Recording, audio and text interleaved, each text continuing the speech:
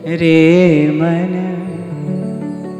ऐसे कर सन्यासा, रे मन ऐसे कर सन्यासा। बन से सदन सब करी समझो, बन से सदन सब करी समझो। मन ही माही उदासा, रे मन ऐसे कर सन्यासा। युग पुरुष श्री गुरु गोविंद सिंह जी महाराज की वाणी है। कह रहे रे मन ऐसे कर सन्यासा। पहले तो कह रहे हैं सन्यास कौन ले, सन्यास्त कौन हो सन्यासी।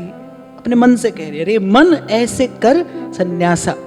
कल ये बात मैंने आपको निवेदन की थी कि बाहर की दौड़ भाग में अपनी जीवनी शक्ति का अपव्यय न करना, उसका कोई लाभ नहीं है।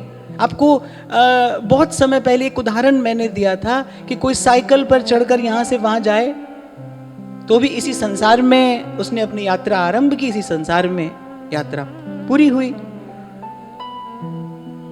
रेल में जाए, गाड़ी में जाए, जहाज में क्यों ना चला जाए, पर वो जो बिंदु अ और ब है, the point A and the point B, वो पॉइंट ए भी इसी संसार में है, पॉइंट बी भी इसी संसार में है। यात्रा आपने किसी भी माध्यम से की हो, पर वो यात्रा, संसार की यात्रा संसार में ही आरंभ हुई और उसका विश्राम भी संसार में ही हुआ। बस ऐसे ही जब तक आपकी दौड़ बाहर की तरफ है तब तक आप शुरुआत भी यहीं से करेंगे, घूम फिर कर आएंगे भी आप वहीं पे।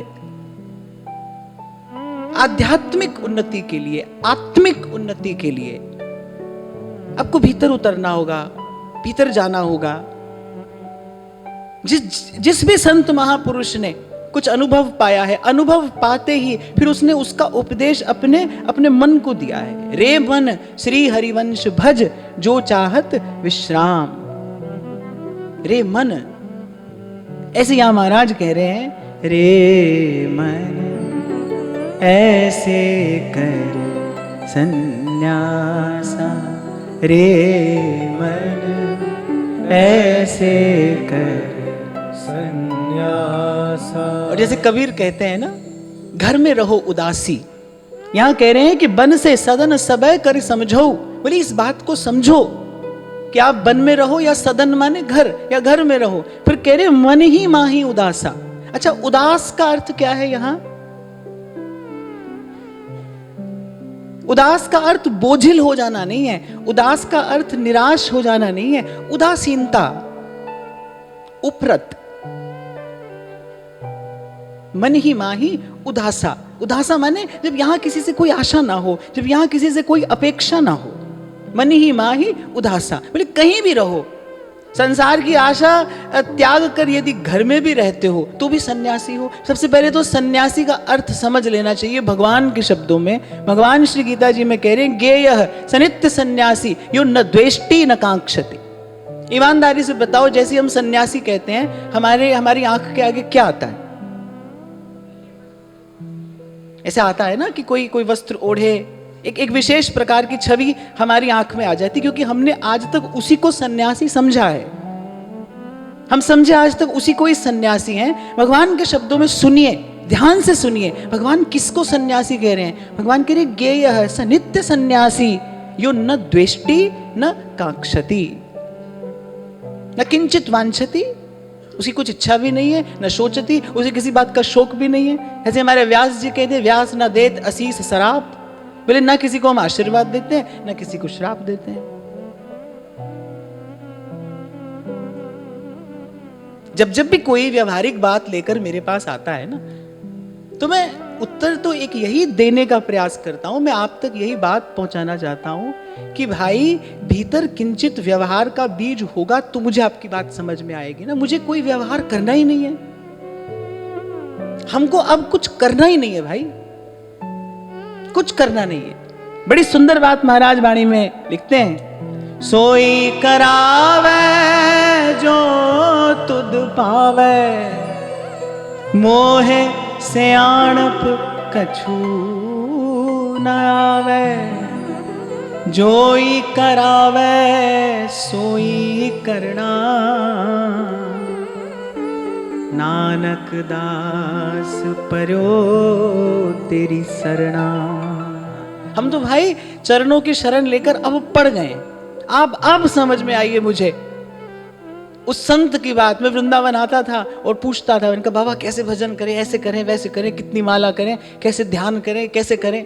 वो सब बात सुन के मुस्कुराते थे और ऐसे मिश्री की डली हाथ में देके कहते थे, बोले लाला मोई तो कछु आवे ही ना है। और सब कहते थे, बोले बाबा बहुत भजन करता है।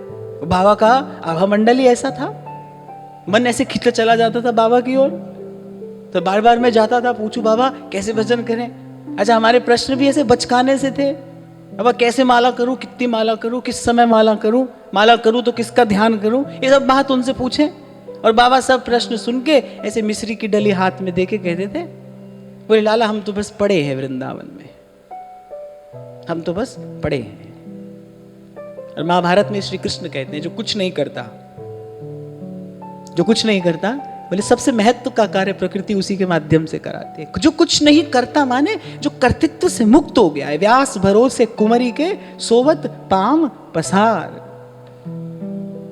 बड़ी सुंदर ये श्री गुरबाणी की पंक्तियां हैं, आप गाइए साथ में। सोई करावे जो तुध पावे, सोई करावे जो तुध पावे, मोहे सयाणप कछु न आवे, मोहे सयाणप कछु न आवे।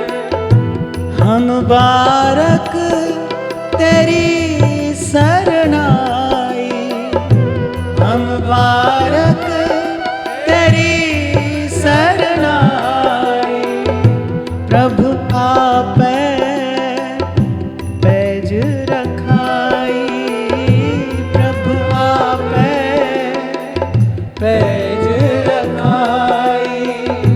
जीव जंत तेरे धारे, जीव जंत तेरे तारे, प्रभु डोरी है हाथ तुम्हारे, प्रभु डोरी है हाथ तुम्हारे। जोई करावे सोई करना, जोई करावे सोई करना, जोई करावे सोई करना, जोई करावे सोई करना।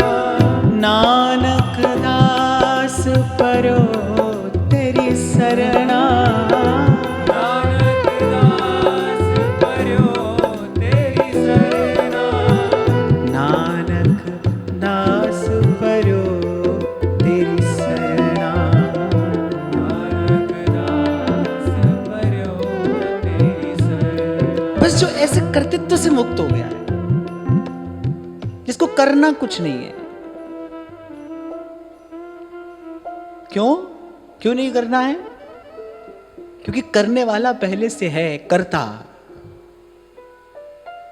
और शास्त्र कहता है कर्ता किसको कहना चाहिए, कौन करता है, कौन कर्ता कहलाने योग्य है? स्वतंत्र कर्ता, ये शास्त्र की बात है। स्वतंत्र है कर्ता, जो स्वतंत्र है। और आप देखो, मुझसे आपसे लेकर ब्रह्मा जी तक पर्यंत सब तो किसी की आज्ञा में बंधे हैं ना। सबको आज्ञा देने वाला तो कोई एक है ना, माया काल और त्रिगुण से न्यारा, वही करता है।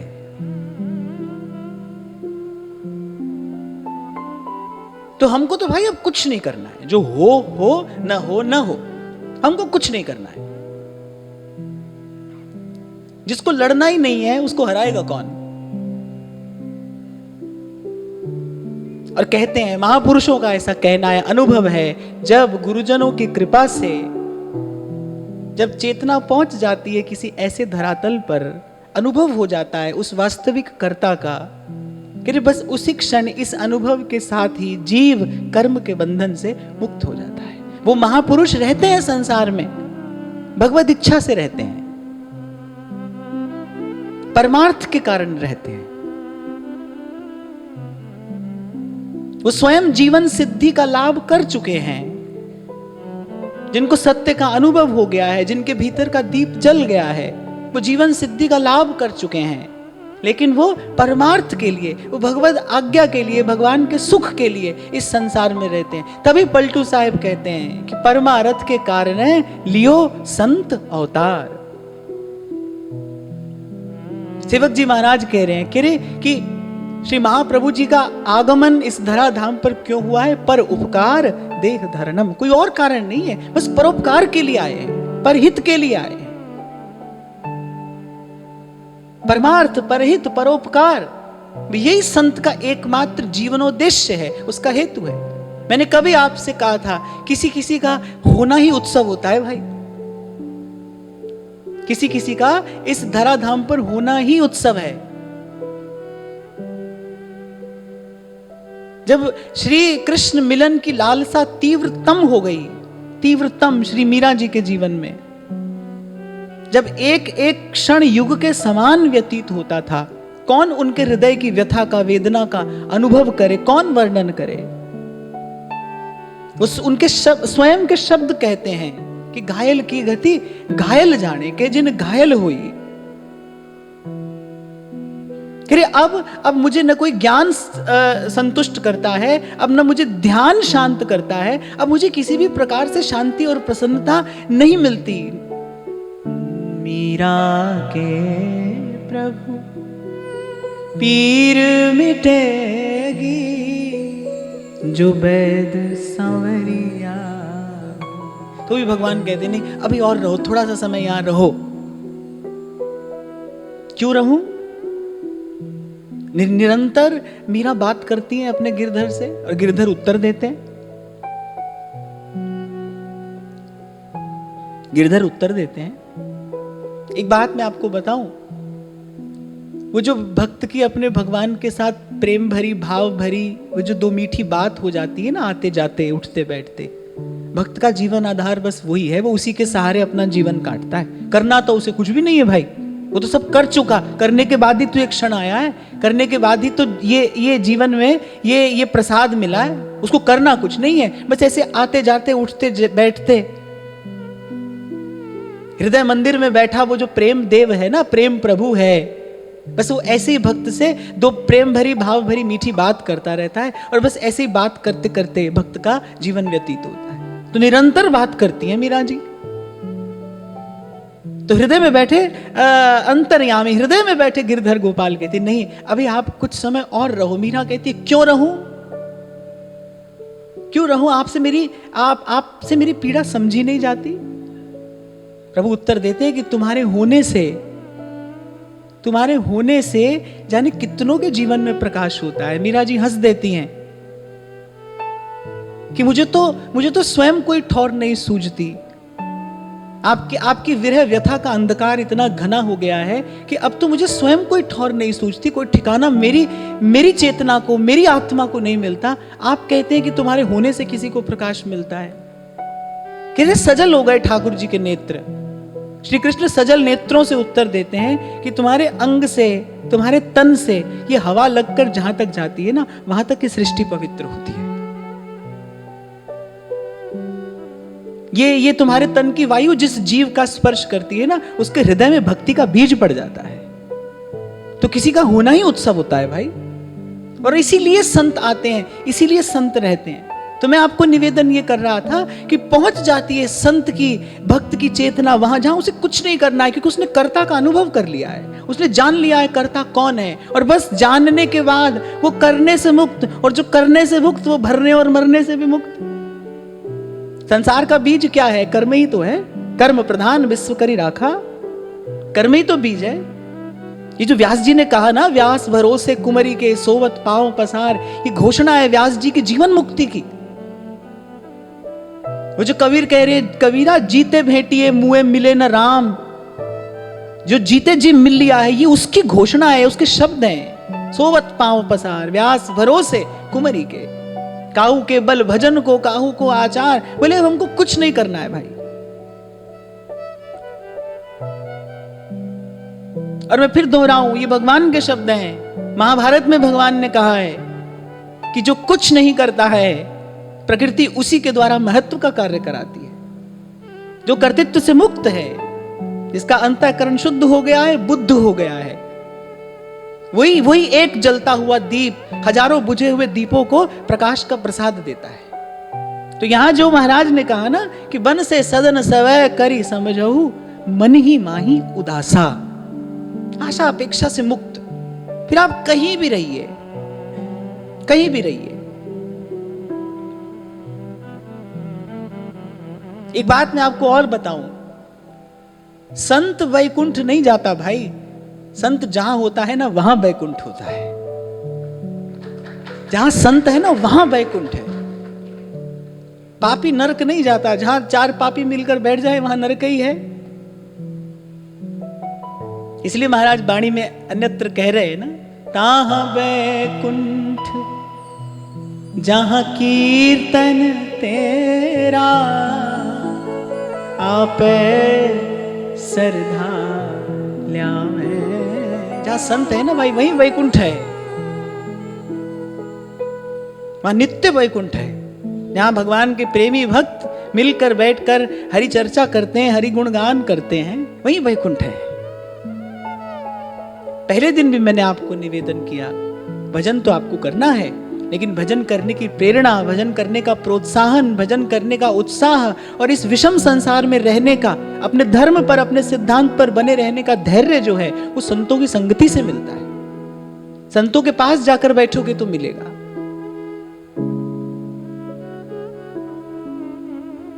संत गुरुजनों की कृपा, उनके शुभ संकल्प, उनकी पवित्र वाणी भजन कराती है जीव से। जीव भजन करता नहीं है, संतों की वाणी कराती है। इसलिए यहां संत कह रहे हैं, सोई कराई जो तुद पावे, मोहे से आणप कछु नया। तो विधि दे रहे हैं सन्यासी की। और मैंने कहा सन्यासी की पहले परिभाषा समझ लेना। कह रहे जो न द्वेष्टि न कांक्षति, जो मगन है वो सन्यासी है। जो मगन है, जिसका मन मस्त मगन है, न लेना है न देना है।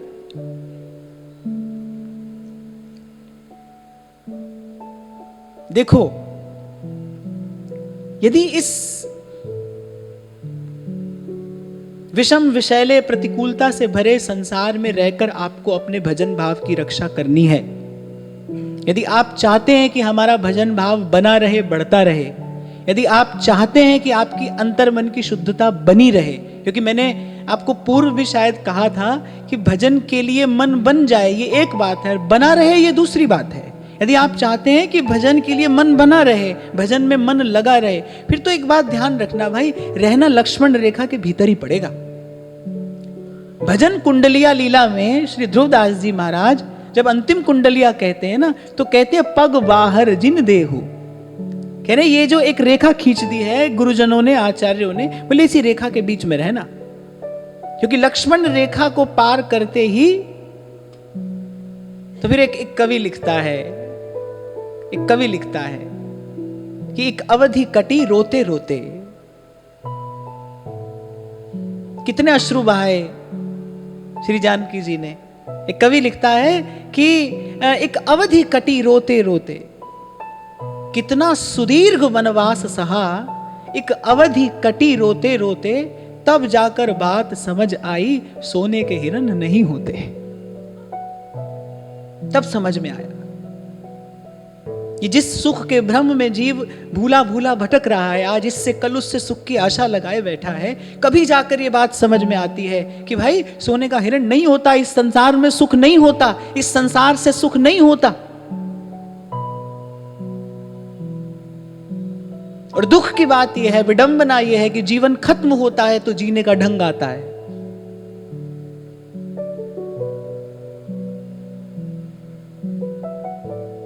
अभी कुछ दिन पहले की बात है, मुझसे ऐसे ही कोई विद्वान व्यक्ति थे, उन्होंने मुझसे कहा कि मुझे ऐसा लगता है कि आपने एक स्थान पर रहने का निर्णय बड़ा शीघ्र ले लिया। अभी तो आप में, आपके शरीर में सामर्थ्य है, शक्ति है, तो अभी तो आपको भ्रमण करना चाहिए। मैंने कहा भाई, सब शास्त्रों की, पुराणों की, भक्तों की, संतों की, बुद्धजनों की, विद्वानों की एक आज्ञा है, एक आज्ञा मैं सरल शब्दों में कह देता हूं, श्री गुरु चरण सरोज रज निज मन मुकुर सुधार। कि भाई मन का दर्पण तो गुरु के पद चिन्हों का अनुसरण करने से शुद्ध होता है। और उस महामहिम की इच्छा ने मुझे जिनके चरणों में लाकर बैठाया, मेरे महाप्रभु जी, मुझे यदि अपने गुरु के पद चिन्हों का अनुसरण करना है, तो भाई मैं क्या जीवन की उस जर्जर अवधि की प्रतीक्षा करूं जब मेरे शरीर में शक्ति नहीं रहेगी, मेरे भीतर कोई उत्साह नहीं रहेगा? भाई प्रभु को देने का समय तो आज है ना, अभी है। आज मेरे शरीर में शक्ति है, आज मुझे उस मार्ग का अनुसरण करना है जिस पर मेरे गुरु चले हैं। आज मुझे अपने गुरु के पद चिन्हों का अनुसरण करना है। और मैं एक और बात आज आपको कह देता हूं, प्रसंग उपस्थित हुआ है तो कह रहा हूं। मैंने आते ही आज सबसे पहली बात थी कि ये तो जो हो रहा है ना भाई, इन संतों की कृपा से हो रहा है। मेरे जीवन का तो अब एक लक्ष्य है, और वो लक्ष्य ये है कि मुझे अपने आचार्य के पद चिन्हों का अनुसरण करना है, बस। अब कोई मुझे शास्त्र की बात बताए, कोई मुझे लोकहित की बात बताए, मुझे न सुनना है न समझना है। जैसे जगदम्बा ने सप्त ऋषियों को 2 टूक उत्तर दिया ना, तजौ न नारद करी उपदेसु आन कहे सतबार महेश। ये स्वयं महादेव भी आकर अगर मुझे कह रहे हैं, और एक बार नहीं कह रहे, आन कहें सतबार महेशु, 100 बार भी आकर महादेव कहें, तो मुझे अपने पद से नहीं डिगा सकते। मुझे अपने गुरु की आज्ञा में रहना है। तो मुझे तो भाई अब अपने गुरु की आज्ञा का पालन करना है। मुझे ये देखना है मेरे महाप्रभु जी ने क्या कहा है। मेरे लिए वही शास्त्र है, वही पुराण है, वही वेद है, वही सब कुछ है। मेरे लिए मेरे गुरु का शब्द ही पहली और अंतिम बात है, और उसको निवेदन करने के लिए सबसे उत्तम, सबसे योग्य समय तो आज है ना, आज। अब इसके अतिरिक्त जो प्रभु की इच्छा होगी वो हमारे माध्यम से हो जाएगा। जितनी प्रभु की इच्छा होगी उतना हो जाएगा। मुझे तो आज अभी इसी क्षण अपने मन को बाकी सब संकल्पों से मुक्त कर लेना है, खाली कर लेना है। मेरे मन में कोई संकल्प ना रहे। और कह रहे हैं कि ऐसा मन लेकर कहीं भी रहिए, बस मन ही माही उदासा। कबीर भी कहते हैं, कह रहे कह कबीर काया ना जा रहे, घर में रहे उदासी। और मेरे को ऐसा लगता है, मुझे कोई इसका बहुत अनुभव नहीं है, पर मैं अपनी बुद्धि से जितना इसका अनुभव कर सकता हूं वो करके आपको कहता हूं कि व्यवहार में अपने आचरण की शुद्धता बनाए रखना ये बहुत बड़ी चुनौती है। आप छोड़ छाड़ कर सब एक और आकर बैठ गए, बात दूसरी है, पर संसार में व्यवहार में रहते हुए आपको झूठ नहीं बोलना है, आपको मिथ्या भाषण नहीं कहना है, आपको किसी को कठोर वचन नहीं कहना है। ये जो सब परीक्षा होगी ना, ये तो व्यवहार में होगी, जब आप व्यवहार में रहेंगे। इसलिए मैं समझता हूं कि जो संसार में व्यवहार में रहते हुए अपने आचरण को शुद्ध बनाए रखने का प्रयास कर रहा है ना, वो ज्यादा आध्यात्मिक व्यक्ति है। उसके पास आध्यात्मिक शक्ति अधिक है, उसका आध्यात्मिक बल अधिक है। और फिर संतों ने राग द्वेष से मुक्त होने की विधि भी यही बताई है। ऐसे महापुरुष कह रहे हैं, रे मन ऐसे कर संन्यास। कल हम बात कर रहे थे ना भाई, ना पीछे का सोचना है, ना आगे की चिंता करनी है, आज का विचार करना है।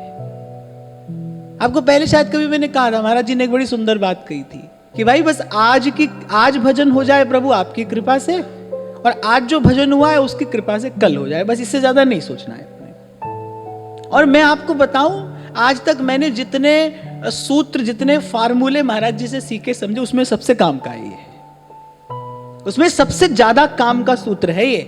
और ज्यादा मत सोचिए, क्योंकि मैंने एक साधक के रूप में इस बात का किंचित अनुभव किया कि मिथ्या के चिंतन में ही तो हम अपनी सारी शक्ति का अपव्यय करते हैं। मिथ्या चिंतन में या तो भूत का शोक रहता है या भविष्य की चिंता रहती है। और वहां संत कहने तजी सयानप चिंत विसारी, बोले ये भविष्य की चिंता करने की चतुराई छोड़, तेरे मन कुछ और है, करता के कुछ और। तू ये ना समझ तेरे करने से कुछ होगा, जो होना है वो पहले नियत हो चुका है, वो पहले नियत हो चुका है। देखो मैंने पहले कभी आपको कहा था, या तो कर्म के अधीन रहो या धर्म के अधीन रहो। कर्म के अधीन रहोगे तो भी जो होना है वो पहले से निश्चित हो चुका है, क्योंकि जो कर्म आप करके आए हो, जो प्रारब्ध आप लेकर आए हो, जो संस्कार आप लेकर आए हो, वो आपको उसी प्रकार के कर्म की ओर आगे धकेल देगा। और धर्म की शरण में रहोगे, प्रभु की शरण में रहोगे, फिर वैसे भी किसी प्रकार की कोई चिंता करने की आवश्यकता नहीं है। करे भरोसा राम का, निर्भय होके सोए, अनहोनी होनी नहीं और होनी हो सो होए। किसी भी प्रकार से चिंता का कोई कारण नहीं है। तो शोक और चिंता में व्यक्ति अपनी शक्ति का अपव्यय ही तो करता है, खाली हो जाता है भीतर से। आपके शब्दों में कहूं तो drained,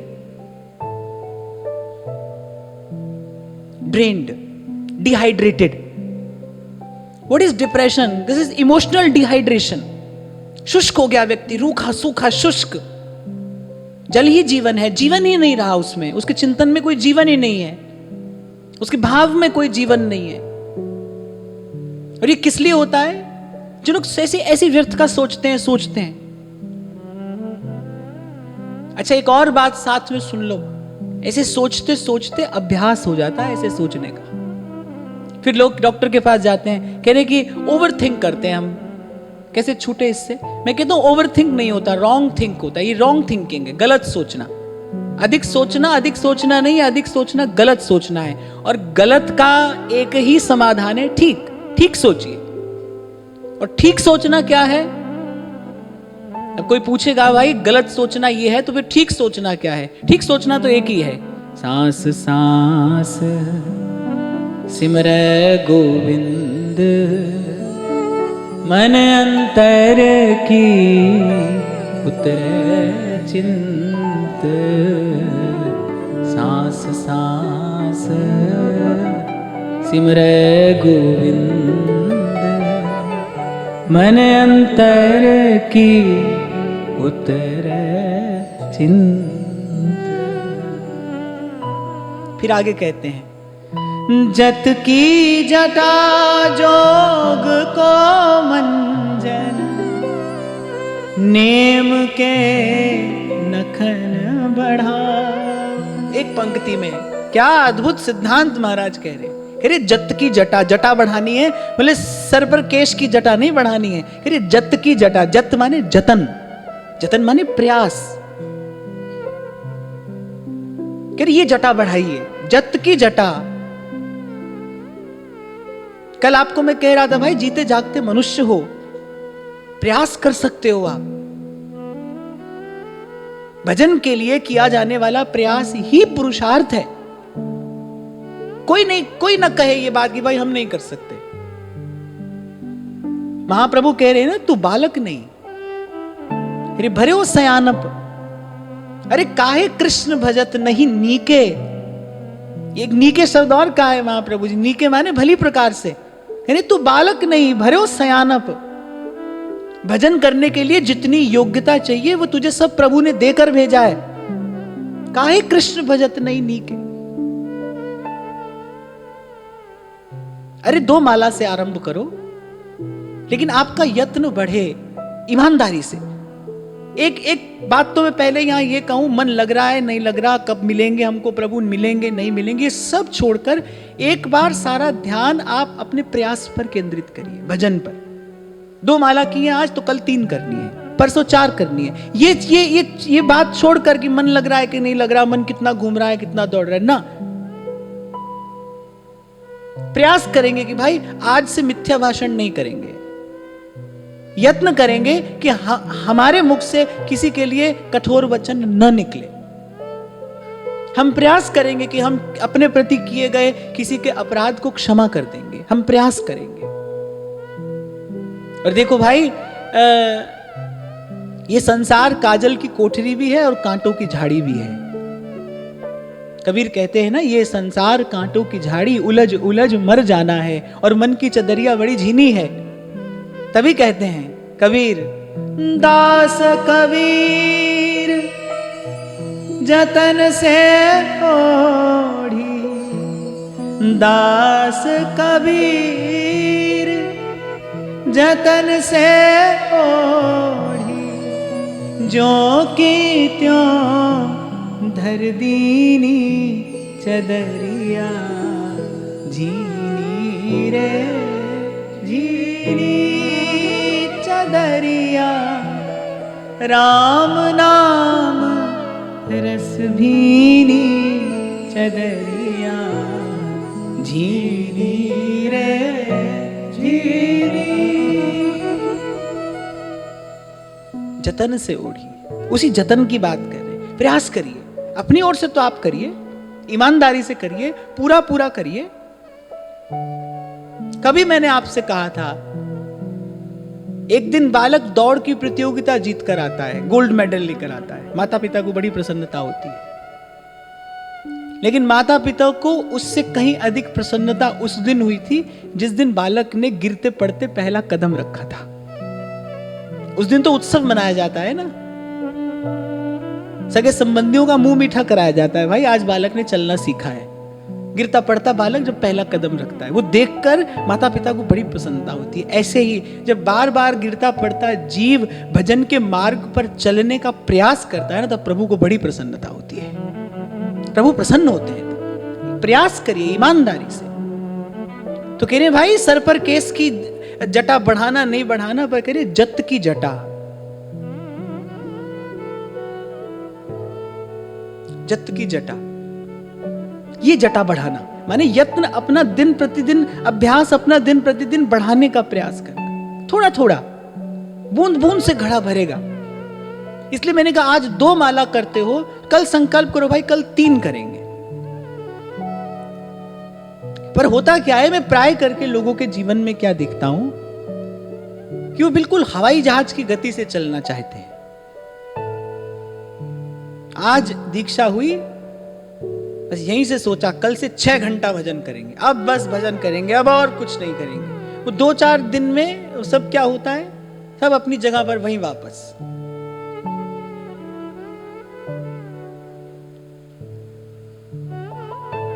action plus vision is equal to mission. अपनी सामर्थ्य को देखकर, स्वीकार करके, अपनी सामर्थ्य के अनुरूप अपना लक्ष्य नियत करना चाहिए। थोड़ा थोड़ा करते हुए।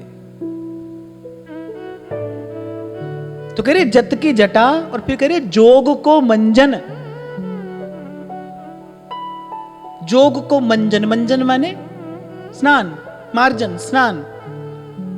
ये किससे करना है? कह रहे योग से। अब आपके मेरे लिए योग क्या है? आपके मेरे लिए योग है श्रवण कथन सुमिरन परतीति। ज्ञानी के लिए ज्ञान योग है, ध्यानी के लिए ध्यान योग है। आपके मेरे लिए क्या है? आपके मेरे लिए भक्ति का योग है।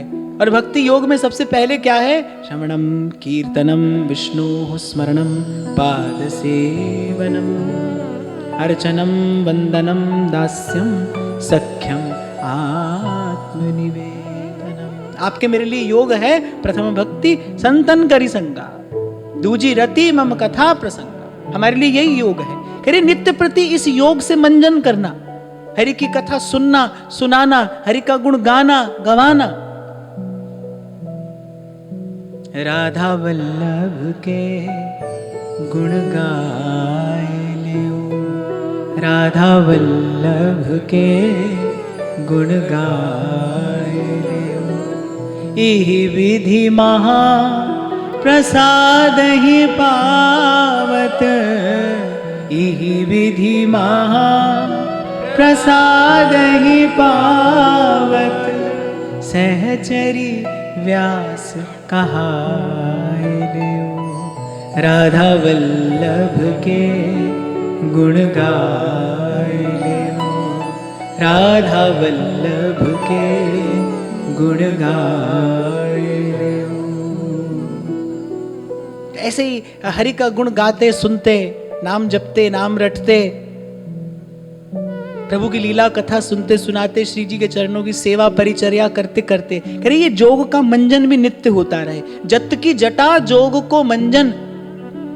दो बात, एक तो एक साधक हैं हम, इसीलिए हमारा ये जीवन व्रत हो भाई, थोड़ा थोड़ा अपना अभ्यास बढ़ाएंगे, थोड़ा थोड़ा अपना भजन बढ़ाने की चेष्टा करेंगे।